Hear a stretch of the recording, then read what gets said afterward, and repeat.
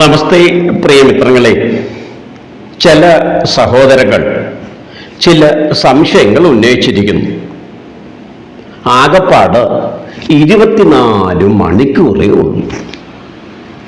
അതിൽ എന്തൊക്കെ ജോലികൾ ചെയ്തു തീർക്കണം? കിടന്നുറങ്ങണം. അതെ, അത്യന്താപേക്ഷിതമാണ്. ഉറങ്ങിയില്ലെങ്കിൽ ഉണരാനേ കഴിയുകയില്ല. ഇനിയും ഉറക്കമുണർന്നാലോ? ദൈവമേ, പറഞ്ഞാലും തീരാത്തത്ര ജോലി, ചെയ്താലും തീരാത്തത്ര പ്രവൃത്തികൾ ചെയ്യേണ്ടതായിട്ട് വരും. എന്തൊക്കെ ജോലികളാണ്! ഭവനത്തിലെ ജോലികൾ, കുട്ടികളെ പരിപാലിക്കണം, ഗൃഹനാഥനാണെങ്കിൽ ജോലിക്ക് പോകണം, തിരികെ ഭവനത്തിലെത്തി ഇതര കാര്യങ്ങൾ ചെയ്യണം. എന്തൊക്കെ ബുദ്ധിമുട്ടുകളാണ്! ഒടുക്കം സ്വസ്ഥത എന്നത് അനുഭവിക്കാനേ കഴിയാതെ വരുന്നു.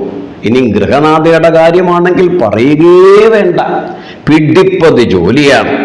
ഇതിനിടയിൽ എപ്പോഴാ എൻ്റെ മാഷേ നാമം ജപിക്കാൻ സമയം കിട്ടുന്നത്? ബുദ്ധിമുട്ടാ, സത്യമാണ്. ആകപ്പാട് 24 മണിക്കൂറല്ലേ കിട്ടുന്നുള്ളൂ. ധാരാളം മിത്രങ്ങൾ ഇത്തരത്തിലുള്ള വ്യഥകൾ പറയുന്നു. ഈ 24 മണിക്കൂർ 1 മിനിറ്റോ അല്ലെങ്കിൽ 10 മിനിറ്റോ എങ്കിലും കൂട്ടുവാൻ ആരാലും കഴിയുകയുമില്ല, കുറയ്ക്കുവാനും കഴിയുകയില്ല. കാരണം ഇത് നമ്മളാൽ സൃഷ്ടിക്കപ്പെട്ട അളവുകോലല്ല, നിയതിയല്ല. ആയതിനാൽ തന്നെ നമ്മളാൽ സൃഷ്ടിക്കപ്പെടാത്ത ഈ സംവിധാനത്തെ നമ്മളാൽ പരിഹരിക്കുവാനും കഴിയുകയില്ല, പൊരുത്തപ്പെടുവാൻ മാത്രമേ കഴിയുകയുള്ളൂ. നിരന്തരം നമ്മൾ പറയുന്നു സമയമില്ല, ഒന്നിനും സമയമില്ല. എന്നാൽ രാവിലെ എഴുന്നേറ്റാലുടൻ ഒരു നോട്ട് ബുക്ക് എടുത്ത് വെച്ചുകൊണ്ട് താൻ എന്തൊക്കെയാണ് ചെയ്യുന്നത് എന്നൊന്ന് രേഖപ്പെടുത്താൻ ശ്രമിക്കൂ. വൈകിട്ട് കിടക്കുന്നതിന് മുമ്പ് ഇന്ന് ചെയ്ത കാര്യങ്ങളിലേക്ക് ഒരു അവലോകനം നടത്തൂ. അപ്പോൾ മനസ്സിലാകും ഇന്ന് ഞാൻ ചെയ്തതിൽ ആവശ്യമുണ്ടായിരുന്നത് എത്രത്തോളം പ്രവൃത്തികളായിരുന്നു, ആവശ്യമില്ലാതെ ചെയ്തത് എത്രത്തോളം പ്രവൃത്തികളാണ്. ഇതിലൂടെ എൻ്റെ എത്ര സമയം ഞാൻ പാഴാക്കി, എത്ര സമയം ഞാൻ ശരിയായ രീതിയിൽ പ്രയോജനപ്പെടുത്തി എന്ന് ഓരോരുത്തരും ഒന്ന് ചിന്തിക്കുവാൻ പരിശ്രമിക്കുന്നത് നന്നായിരിക്കും. കാരണം ഓരോ ദിനവും കഴിയുന്നതോടുകൂടി നമ്മുടെ ഈ എക്സ്പയറി ഡേറ്റ് കഴിയുകയാണ്, അല്ലെങ്കിൽ നമ്മൾ ആ എക്സ്പയറി ഡേറ്റിനോട് അടുക്കുകയാണ്. നമ്മുടെ എല്ലാം മാനുഫാക്ചറിംഗ് ഡേറ്റ് സർട്ടിഫിക്കറ്റ് ബുക്കിലും ആധാർ കാർഡിലും ഒക്കെ കൃത്യമായി രേഖപ്പെടുത്തിയിട്ടുണ്ട്. പക്ഷെ നമ്മുടെ എക്സ്പയറി ഡേറ്റിനെ പറ്റി നമ്മൾക്ക് ഒരു വിവരവുമില്ല, ആരും പറഞ്ഞു തന്നിട്ടുമില്ല, ആർക്കും പറഞ്ഞു തരാൻ കഴിയുകയുമില്ല. ഒരു പക്ഷേ നാളത്തെ പ്രഭാതത്തിലാകാം, ഇല്ലെങ്കിൽ നാളെ സന്ധ്യയിലാകാം, ഇല്ലെങ്കിൽ ഒരാഴ്ച കഴിഞ്ഞാകാം, ഇല്ലെങ്കിൽ 1 മാസം കഴിഞ്ഞാകാം, ഇല്ലെങ്കിൽ 10 മാസം കഴിഞ്ഞാകാം, ഇല്ലെങ്കിൽ 10 വർഷം, അല്ലെങ്കിൽ 50 വർഷം കഴിഞ്ഞാകാം. എന്തായാലും അത് സംഭവിക്കും, അതിൽ യാതൊരു മാറ്റവുമില്ല. പറഞ്ഞു വരുന്നത് സമയമില്ല എന്ന് പറയുന്നു. എന്നാൽ എത്ര സമയമില്ലാത്തവനും തൊട്ടരികിൽ ഏതെങ്കിലും ഒരു 10,000 രൂപ ആരെങ്കിലും അവിടെ ചെന്നാൽ മാത്രം മതി, ഫ്രീ ആയി നൽകുമെന്നൊരു വാർത്ത നമ്മൾ ശ്രമിക്കുകയാണെങ്കിൽ മറ്റെല്ലാ ജോലിയും മാറ്റിവെച്ച് നമ്മൾ അങ്ങോട്ട് പരക്കം പായുമോ പായില്ലയോ? പറയൂ. കാരണം 10,000 രൂപ നേടുക എന്നത് അത്ര ചില്ലറ കാര്യമല്ല. എത്ര ധനം കയ്യിലുള്ളവനും വെറുതെ ഒരു 10,000 രൂപ കിട്ടുമെന്ന് കേട്ടാൽ സമയമൊക്കെ താനേ വരും. അപ്പോൾ ആരാണ് ഈ സമയത്തെ സൃഷ്ടിക്കുന്നത്? ഇനിയും നമ്മൾക്ക് പ്രിയപ്പെട്ടവരെ യാദർച്ഛികമായി കണ്ടാൽ എത്ര തിരക്കുള്ളവരും ആവശ്യത്തിലധികം സമയം സംസാരിക്കും. ഈ സമയം എത്ര സമയം നഷ്ടപ്പെട്ടു എന്നോ ഇതിലൂടെ എന്താണ് കരഗതമായതോ എന്നതിനെപ്പറ്റി പോലും നമ്മൾ ആപലാതി കാട്ടാറില്ല, ചിന്തിക്കാറ് പോലുമില്ല. അപ്പോൾ എൻ്റെ ഈ 24 മണിക്കൂർ ഞാൻ എപ്രകാരമൊക്കെ പ്രയോജനപ്പെടുത്താതിരിക്കണം എന്ന് ചിന്തിക്കുന്നത് ഈശ്വരനെയല്ല, ഈശ്വരിയെയല്ല, നമ്മൾ ഓരോരുത്തരുമാണ്.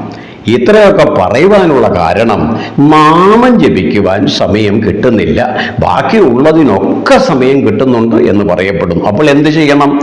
നാമത്തിനായിട്ട് നിങ്ങളൊരു സമയം മാറ്റിവെക്കാൻ നമ്മളെ കൊണ്ട് കഴിയുന്നില്ല എങ്കിൽ ഭഗവാന് വിരോധമൊന്നുമില്ല. പക്ഷേ ചെയ്യുന്ന കർമ്മങ്ങൾ ചെയ്യുന്ന കൂട്ടത്തിൽ ഭഗവാനെയും ഭഗവതിയും ഒന്ന് സ്മരിക്കാമല്ലോ. കുട്ടിയെ കുളിപ്പിക്കുന്നു, സഹസ്രനാമം ജപിച്ചുകൊണ്ട് കുളിപ്പിച്ചോളൂ. കുറെ കഴിയുമ്പോൾ കുട്ടി തനിയെ 10 നാമമെങ്കിലും കാണാതെ പഠിക്കും. രാവിലെ തൻ്റെ മകനെയോ അല്ലെങ്കിൽ കൊച്ചുമകളെയോ പേരക്കുട്ടിയോ എടുത്ത് കുളിപ്പിക്കാൻ നടത്ത് ഓം വിശ്വം വിഷ്ണുർവഷട്കാരോ ഭൂതഭവ്യ ഭവത് പ്രഭു എന്ന് നിരന്തരം ഒരു 10 ദിവസം നിങ്ങൾ പറയുമ്പോൾ യാതൊരു സംശയവുമില്ല, കുട്ടി തനിയെ ഓം വിഷ്ണു എന്നെങ്കിലും പഠിക്കും. ഇനി ലളിതാ സഹസ്രനാമം ചൊല്ലി ശീലിച്ചവരാണെങ്കിലോ ഓം ശ്രീമാതാ ശ്രീ മഹാരാജ്ഞി ശ്രീമത് സിംഹാസനേശ്വരി ചിദഗ്നികുണ്ട സംഭൂത, ഇങ്ങനെ നിരന്തരം 10 ദിവസം പറയുമ്പോൾ യാതൊരു സംശയം വേണ്ട, നിങ്ങളുടെ കുട്ടി ശ്രീമാത എന്ന് പറഞ്ഞിരിക്കും. ഈ മന്ത്രങ്ങളും നാമങ്ങളും ഒന്നും ആരും എംബോസിഷൻ എഴുതി പഠിച്ചതല്ല, കാണാതെ എഴുതി പഠിച്ചതല്ല, കേട്ടു പഠിച്ചതാണ്. അതുകൊണ്ട് എനിക്ക് നാമം ജപിക്കാൻ സമയമില്ല എന്ന് പറയുന്നത് തന്നെ അന്യായമാണ്. അതുകൊണ്ട് ഇനിയും സമയമില്ല എന്ന് പറയുകയാണെങ്കിൽ നിങ്ങൾ നിങ്ങളുടെ കർമ്മങ്ങൾ ചെയ്യുന്ന കൂട്ടത്തിൽ ഭഗവാനെ ഒന്ന് സ്മരിക്കൂ. അരി കഴുകി അടുപ്പിലിടുമ്പോൾ അമ്മയെ വിളിക്കൂ, അടുപ്പിൽ തീ കൂട്ടുമ്പോൾ അമ്മയെ വിളിക്കൂ, കറികൾക്ക് കഷണങ്ങൾ അരിയുമ്പോൾ ഭഗവാനെ സ്മരിച്ചുകൊണ്ട് ചെയ്യൂ.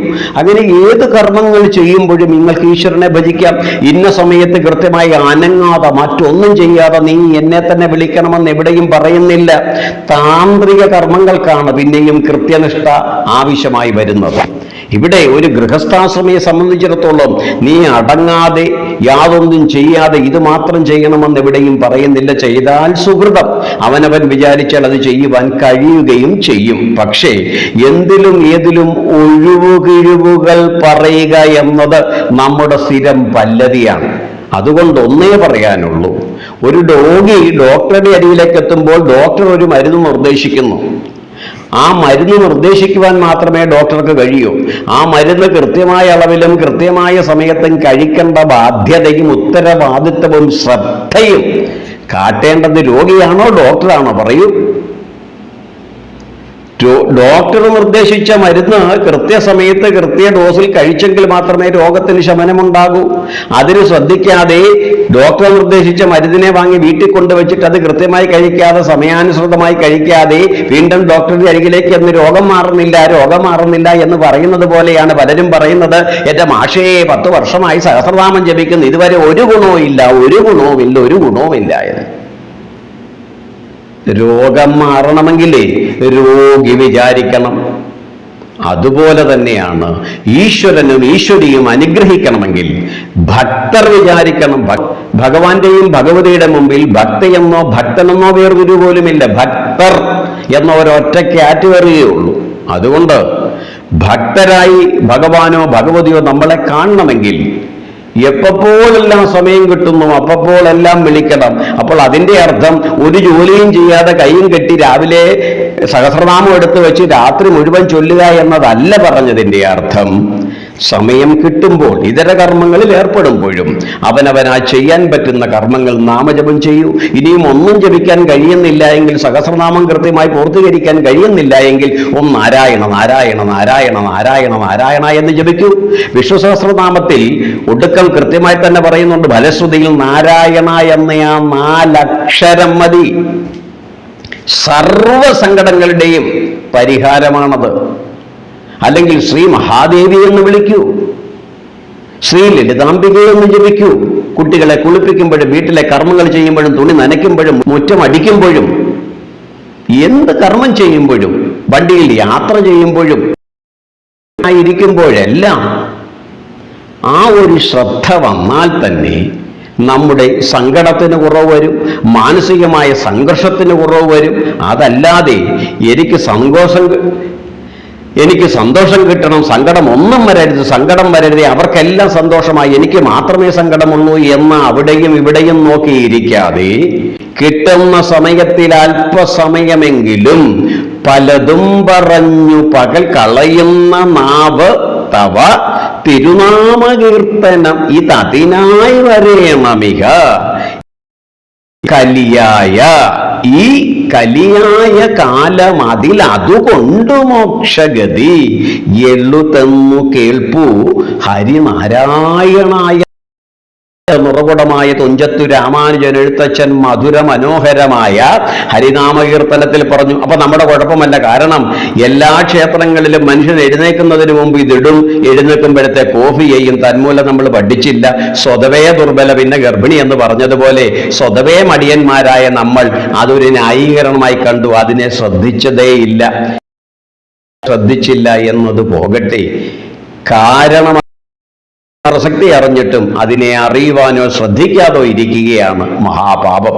അതുകൊണ്ട് അല്ലെങ്കിൽ മന്ത്രങ്ങളോ അഷ്ടോത്തരമോ എന്തുമായിക്കോട്ടെ, നിങ്ങൾക്ക് ഭവനത്തിൽ ഏത് ജോലി ചെയ്യുമ്പോഴും അത് ജപിക്കാവുന്നതാണ്. ഹൃദയം ശുദ്ധമായാൽ മാത്രം മതി. പ്രവർത്തികൾ ശുദ്ധമാകണം. നാമം ചെയ്യുമ്പോൾ തന്നാൽ കഴിയാവുന്ന രീതിയിൽ സഹചർക്കും സമൂഹത്തിൽ വേദനയും ദുഃഖങ്ങളും അനുഭവിക്കുന്നവർക്ക് ചെയ്യണമെന്ന ചിന്തയോടുകൂടി മാത്രം ചെയ്യണം എന്ന് മാത്രം. മറിച്ച് എനിക്ക് ഗുണം മാത്രമുണ്ടാകണം, ബാക്കിയുള്ളവർക്കെല്ലാം നാശം വരണമെന്ന ചിന്തയോടുകൂടി നിങ്ങൾ ഏത് ദൈവത്തെ ഭജിച്ചാലും ഒരു പക്ഷേ അതിന് പ്രയോജനമേ ലഭിക്കില്ല എന്ന് പറയേണ്ടതായി വരും.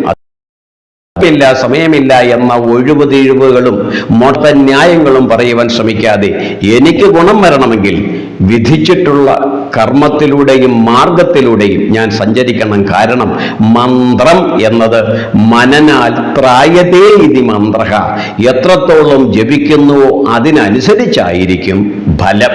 മറിച്ച് വഴിപാടായി ജപിച്ചത് കൊണ്ടോ 4 മണിക്കൂർ ഒരേ ഇരിപ്പിൽ കുത്തിയിരുന്ന് അശ്രദ്ധമായി സമയത്തെ മാത്രം ലക്ഷ്യമിട്ടുകൊണ്ട് ജപിച്ചത് കൊണ്ടോ ഒരു പ്രയോജനവുമില്ല. ജപിക്കുന്നത് 10 മിനിറ്റ് ആകട്ടെ 5 മിനിറ്റ് ആകട്ടെ, ആത്മാർത്ഥതയോട് കൂടിയാണ് നമ്മൾ ജപിക്കുന്നതെങ്കിൽ തീർച്ചയായും പ്രയോജനമുണ്ടാകും. അതുകൊണ്ട് ദയവായി ഒഴിവുകിഴിവുകൾ പറയാതിരിക്കൂ. മനഃപൂർവ്വം ഈശ്വരനെ തന്നിൽ നിന്ന് അകറ്റാതിരിക്കൂ. കാരണം എപ്പോഴെല്ലാം ഈശ്വരനിൽ നിന്നും അപ്പോഴെല്ലാം ഓർത്തുകൊള്ളുക, അപകടങ്ങളിലേക്ക് അടുക്കുകയാണ്.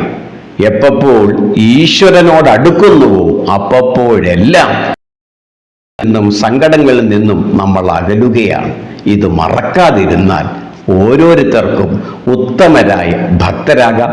ആ അസുലഭമായ അവസരം സർവേശ്വരനും സർവേശ്വരിയും ഏവർക്കും നൽകട്ടെ എന്ന് ഭക്തി ആദരപൂർവ്വം പ്രാർത്ഥിച്ചുകൊണ്ട് മറ്റൊരു വിഷയവുമായി വീണ്ടും കണ്ടുമുട്ടുന്നത് വരെ പ്രിയമിത്രങ്ങളെ, ഏവർക്കും നമസ്കാരം.